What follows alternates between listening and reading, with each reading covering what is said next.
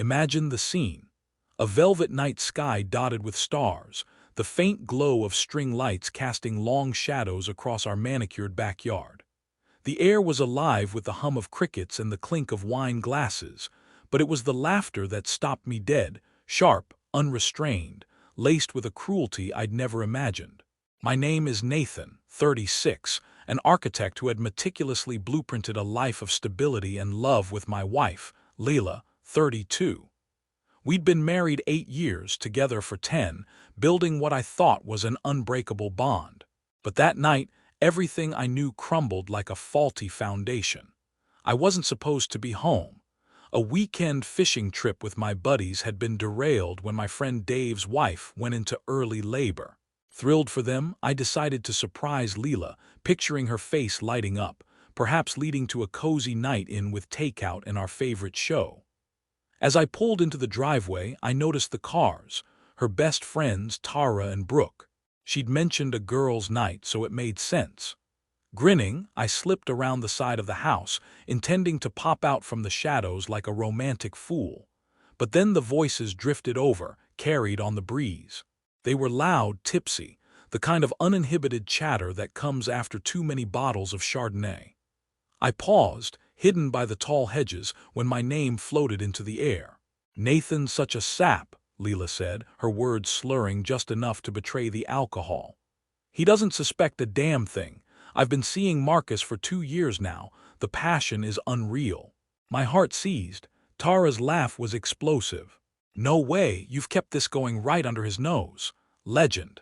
Lila's voice turned smug, almost gleeful. "Absolutely. Last Tuesday he was holed up in his office, obsessing over some building design. Marcus came over and well, let's just say we made use of the guest bedroom. The very next morning, Nathan's playing the perfect husband, bringing me coffee in bed, telling me I'm his world. If he only knew, I'd been tangled up with Marcus hours before." Brooke chimed in, giggling hysterically. "You're killing me, and those business trips of yours." "Code for getaways with him," Lila confessed. "Remember when Nathan's mom had that health scare? I claimed I had the flu and couldn't go to the hospital. Truth. Marcus and I were at a cozy B&B, living our best lives. The words hit like hammer blows. 2 years. Our shared dreams. The family we planned, the home I'd renovated room by room, the vacations where we'd whisper promises under foreign skies, all reduced to a punchline in her drunken tale. I clutched the fence, knuckles white, thorns from a nearby rosebush piercing my skin. Blood trickled, but it was nothing compared to the hemorrhaging in my chest. How many times had I defended her to my family, brushing off their subtle warnings about her self-absorption? How many "I love you"s had been lies? I didn't burst in, didn't let the rage erupt. Instead, a chilling calm settled over me like the eye of a storm. "She thinks you're clueless. Prove her wrong, make it count." I backed away silently, got in my car, and drove to an empty parking lot on the edge of town. There, under the harsh glow of a street lamp, I broke. Sobs racked my body, the kind that leave you gasping, questioning everything. When I could breathe again, I called my brother Ethan. "It's all a lie," I managed, voice cracking. He didn't hesitate. "Come to my place, now, we'll sort this out." That night at Ethan's, as Lila texted innocently about missing me, I paced like a caged lion. Ethan listened as I spilled the details, his face hardening with each revelation. "She's played you for a fool, bro, but you're not. We need a plan, smart, legal, devastating." By dawn, we'd sketched the outlines. No immediate confrontation. Instead, gather irrefutable evidence, protect assets, strike when she's most vulnerable. The following days were a blur of feigned normalcy. I kissed her good morning, asked about her day, all while my mind raced. Clues I'd ignored clicked into place. Her phone perpetually face down, vague explanations for late nights, that unfamiliar cologne lingering on her clothes. I hired a private investigator that week, a discreet professional named Carla, recommended by Ethan's colleague. "I need proof of infidelity," I told her. "Photos, timelines, everything." She nodded, no judgment in her eyes. "I've seen this before, we'll get it."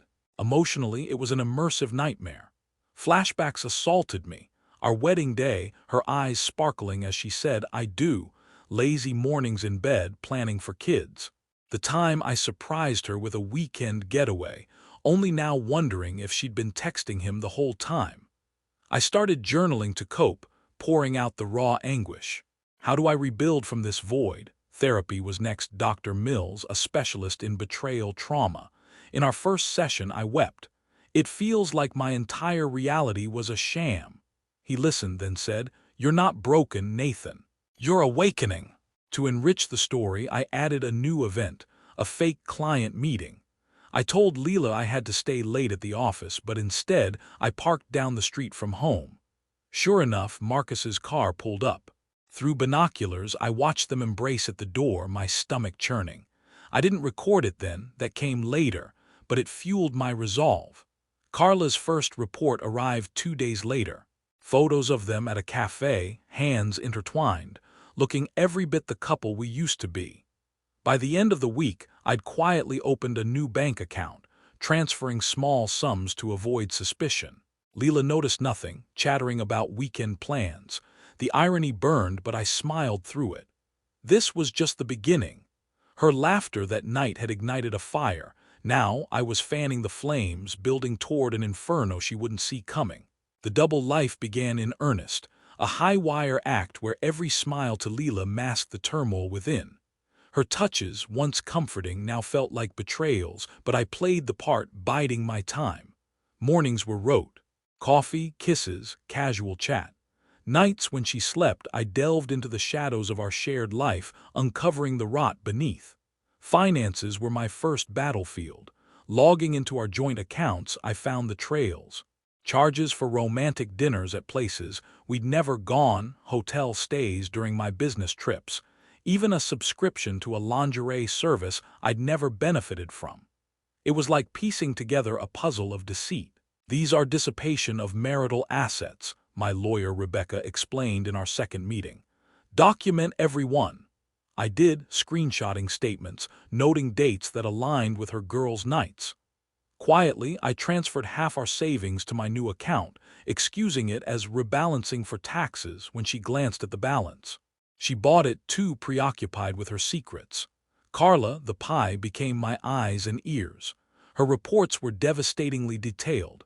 Photos of Lila and Marcus strolling hand in hand in a park, their laughter captured in high-res. One series showed them checking into a motel on the outskirts of town, emerging hours later, disheveled and smiling. The immersion hit hard, imagining their stolen moments in seedy rooms while I worked late. A particularly painful shot was at our favorite Italian bistro, the site of our engagement. They toasted with wine, her head on his shoulder.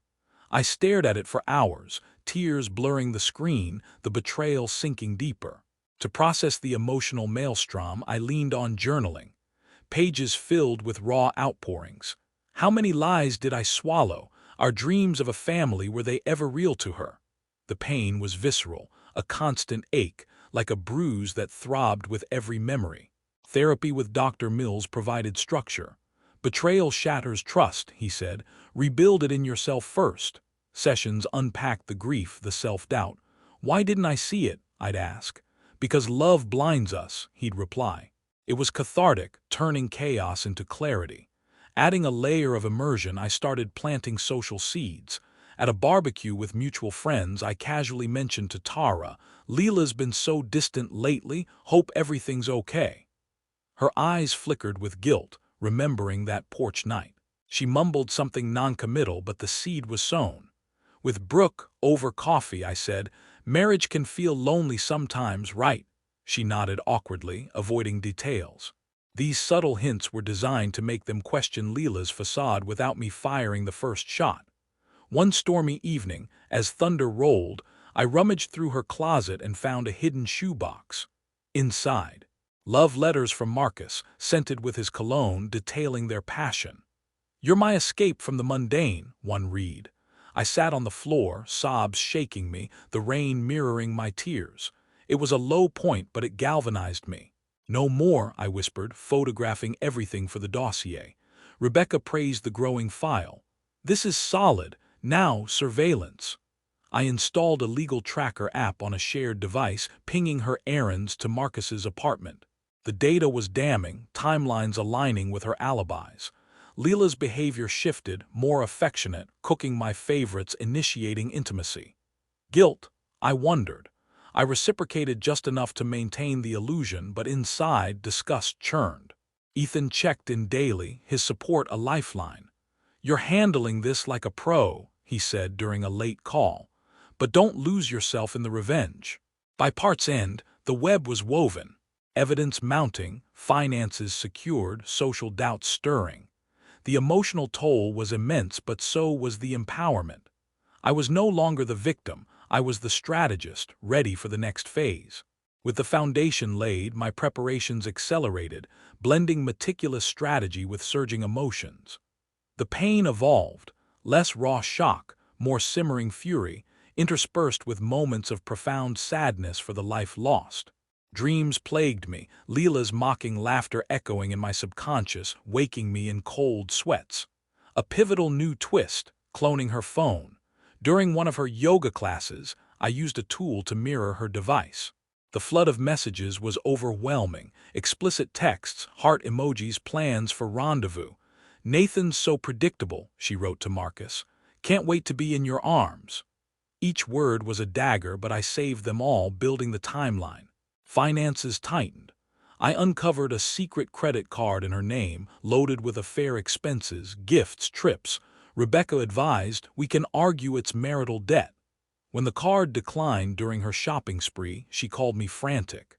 "Something's wrong with the bank," I feigned concern. "I'll check it out." The small victory tasted sweet, a preview of the reckoning. Socially, I ramped up the subtle sabotage. At a group dinner, I confided in a mutual friend. "Lila seems off, distant." "Any idea why?" whispers spread. Tara and Brooke grew evasive, their guilt palpable from that fateful night. The emotional immersion deepened one quiet afternoon. I flipped through our wedding album, fingers tracing her smiling face. Tears came unbidden. I mourned the innocence. Dr. Mills helped navigate. "Grieve the illusion, embrace the truth." His words anchored me. Another enriching event, anonymous confrontation with Marcus. Via burner phone, "I know about Lila. End it or your wife finds out." His response was desperate. "Please, it's over." But Carla's surveillance showed otherwise. They met in a park, arguing heatedly.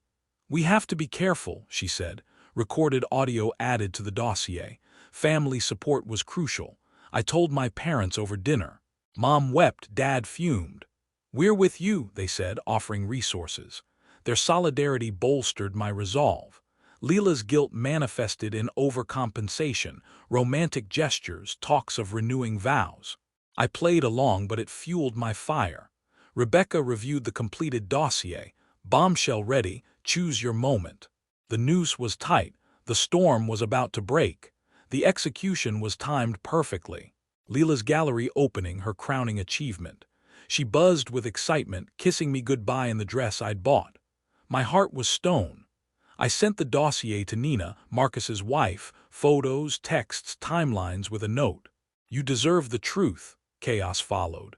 Lila's phone lit up, frantic messages to me went unanswered. From my new condo, Nina called, voice breaking. "How long?" He denied it, but this. We talked, sharing pain. Lila's event collapsed. She raced home. I waited, divorce papers in hand. "What's going on?" she demanded. "I heard everything that night. Your laughter, your secrets, it's over." Denials, tears, seduction attempts. I presented the file. 2 years of lies. She crumbled, begging. I revealed secured assets. "Leave now." Her sobs mirrored my past agony, but I remained unmoved. Social fallout began, friends calling, shocked. Divorce mediation was a war of words. Lila's pleas met ironclad evidence. The judge favored me, citing adultery. I retained most assets, she got scraps. Her job imploded from absenteeism. She moved to her parents', reputation in tatters. Smear attempts backfired as truth spread. My healing, intensified therapy support groups, a new event, confronting Marcus in a neutral spot, closure through words. Nina and I formed a platonic bond, sharing recovery stories. She divorced and flourished. Emotional reflection, journaling shifted from pain to growth. 6 months later, a chance market encounter with Lila. She looked changed, offered a genuine apology. I was lost. I felt neutrality, wished her well, no reconciliation. My world rebuilt, promotion, friendships, a new romance. Pain lingers but fades. Symbolic act, deleting the dossier, embracing freedom. Revenge was rebirth. I'm stronger, open to joy. Open to joy.